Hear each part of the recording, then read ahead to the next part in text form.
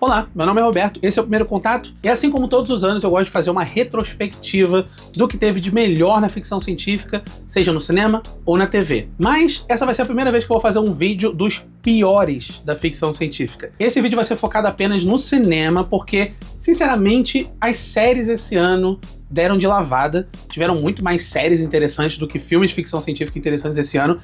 Ainda assim, o vídeo de melhores do ano vai sair também, e ele vai ser ainda maior, porque se você me segue lá no Letterboxd, você sabe, toda vez que eu vejo um filme de ficção científica, eu catalogo ele lá, eu coloco a minha opinião, dou uma notinha, e ainda coloco lá na minha listinha de sci-fi ranqueado. Eu fiz a mesma coisa esse ano. Tecnicamente, eu assisti mais de 30 filmes de ficção científica. Eu não vou incluir aqui, por exemplo, filmes de super-herói, então se você estiver esperando Superman ou Quarteto Fantástico, até que Quarteto Fantástico entraria, porque foi um filme bem clássico de ópera espacial, e eu gostei até do filme do Quarteto Fantástico, por mais que eu reclame muito de filme da Marvel, mas ele não vai entrar aqui porque eu meio que considero o filme de herói uma categoria própria. Isso sem contar que eu acabei de dizer que eu gostei do filme. E esse vídeo é apenas dos piores do ano. Tiveram alguns filmes que eu sei que muita gente gostou, só não foram meus favoritos, eles não vão entrar na minha lista de melhores, mas também não chegam a ser tão ruins para entrar na de piores. Um deles é o próprio Frankenstein, do Guillermo del Toro.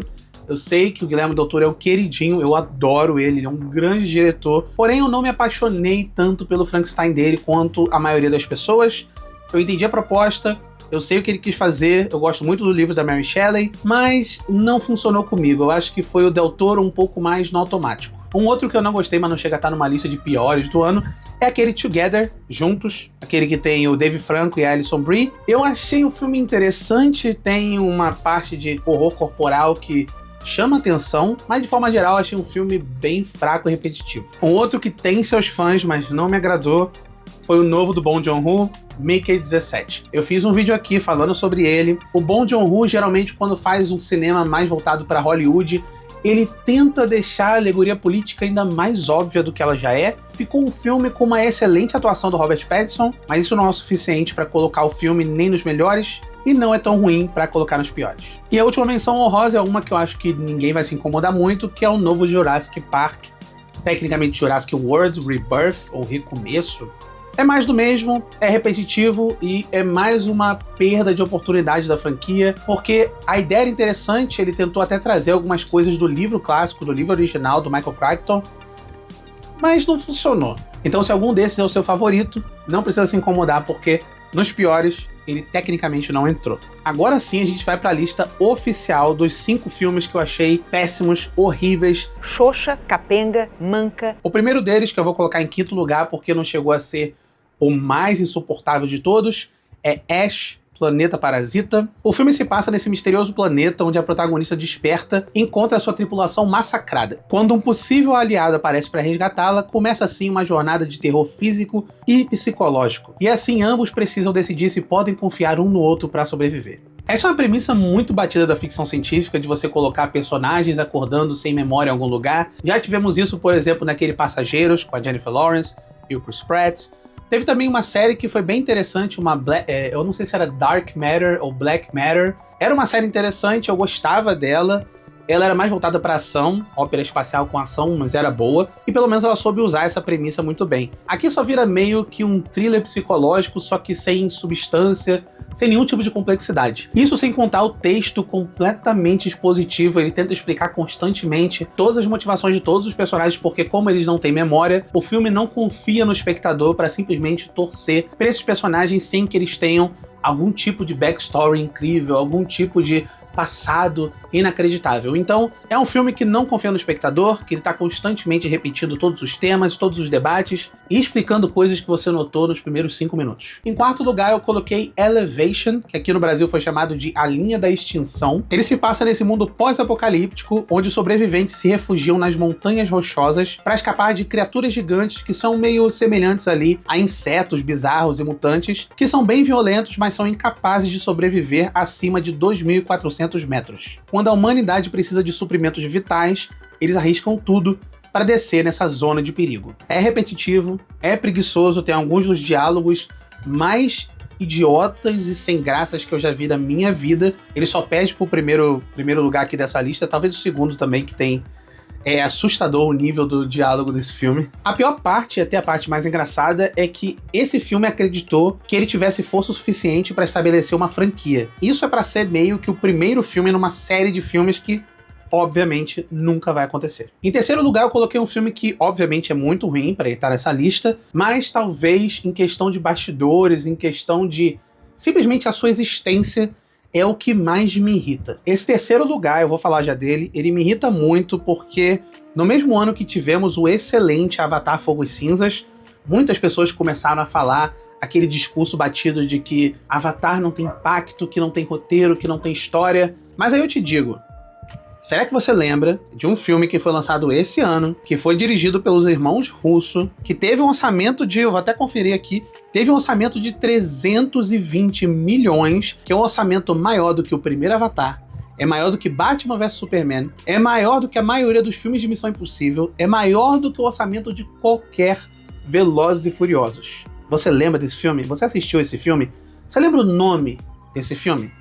Eu acho que não. E o mais assustador é que ele é o 16º filme mais caro de toda a indústria hollywoodiana. Não ouse falar mal de Avatar e de seu impacto cultural se você for defender The Electric State. O filme fala de uma adolescente órfã que parte em viagem com um robô misterioso para encontrar o seu irmão desaparecido. Assim ela se junta com um contrabandista e o seu parceiro sarcástico. Esse filme tem a união de tudo que faz um filme ruim. Ele tem a Millie Bobby Brown, você pode ou não gostar da Eleven, mas tirando o que ela fez em Stranger Things, tem alguma outra coisa que venha à sua memória que seja relevante interpretado pela atriz? Junte uma atriz que não gosta de atuar com um outro que na verdade é um arroz de festa e aparece em todos os filmes do mundo, o Chris Pratt. Você já mistura essas duas pessoas que já estão muito saturadas em Hollywood, sem contar que elas não têm química nenhuma.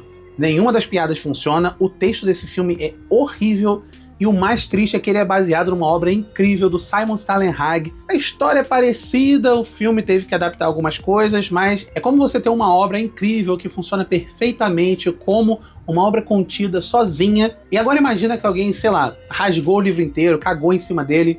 É isso, virou esse filme. E ele é caríssimo simplesmente por conta dos efeitos visuais, que nem são os melhores efeitos visuais do mundo, é só uma maçaroca de efeitos. É a mesma coisa que os irmãos russos já fizeram em Vingadores. Então era mais fácil eles terem feito outro filme de super-herói. Em segundo lugar, um filme que provavelmente não vai entrar na sua lista de piores do ano, mas obviamente entraria na minha, porque não só é um dos piores filmes que eu já vi na vida, também talvez seja a pior coisa que essa franquia já fez em toda a sua existência. Eu tô falando de Star Trek Seção 31.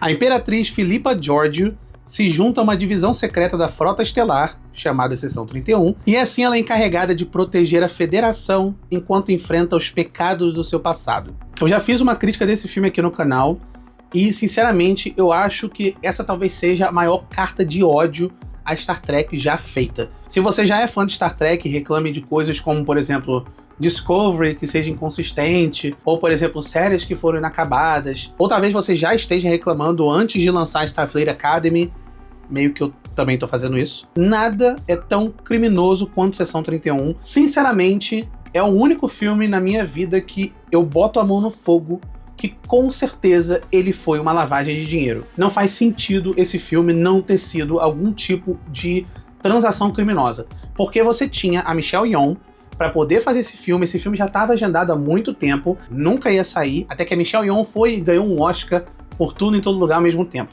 O que deve ter acontecido é que o pessoal da Paramount e de Star Trek correu, aproveitou que tinha um contrato com a Michelle Yeoh para fazer alguma coisa de Seção 31, antes era para ser uma série, então eles falaram, quer saber, a gente não tem muito tempo com ela, vamos fazer um filme meio que feito para TV, literalmente foi lançado direto pro streaming da Paramount.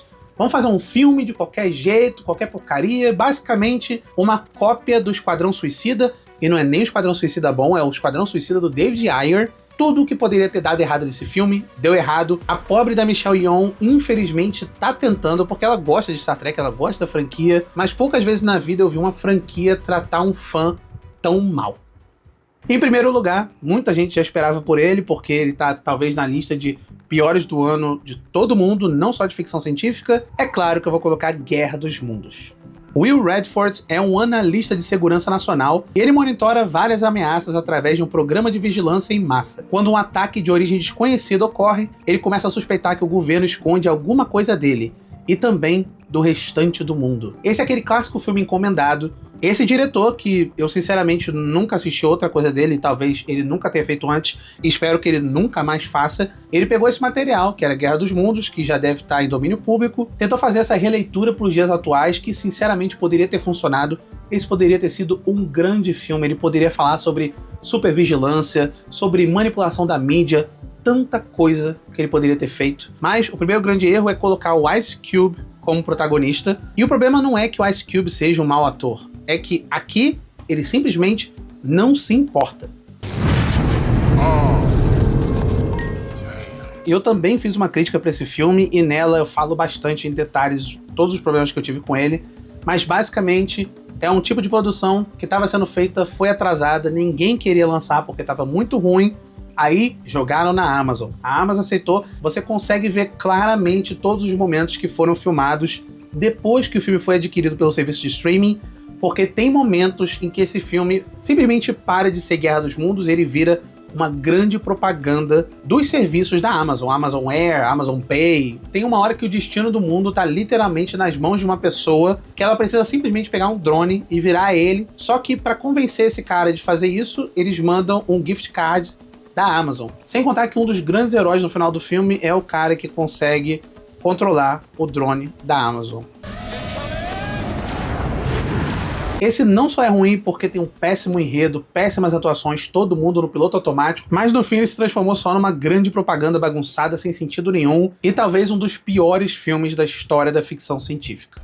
E é isso. Diz aí nos comentários qual pra você foi o pior filme de ficção científica do ano. E em breve vai sair também aqui a lista de melhores do ano. Não só de filmes, mas também de séries. E esses dois prometem. Até a próxima. Tchau.